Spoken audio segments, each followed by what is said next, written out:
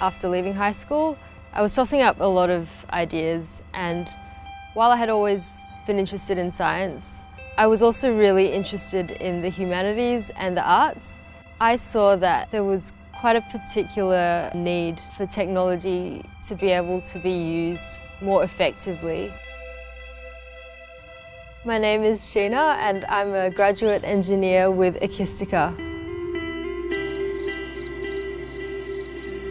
Ekistica is an engineering consultancy firm that's based in Alice Springs in the Northern Territory, and we do infrastructure and renewable energy projects for remote communities and clients.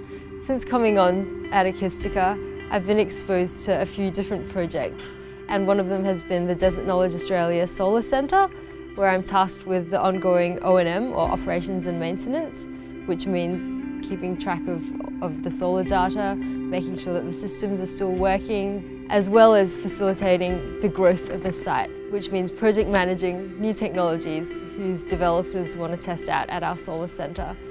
For me, it was an opportunity that seemed to marry together my two great interests up to that point, which was renewable energy and community development, and taking a strong social justice focus to the work that you do. The significance of engineering and technology within people's lives, and particularly within the lives of people who live with a disadvantage, has actually always been quite close to my heart, even starting out on an engineering career.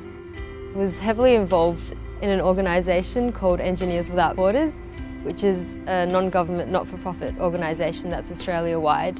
And that involvement with Engineers Without Borders really got me thinking even further about the principles of humanitarian development.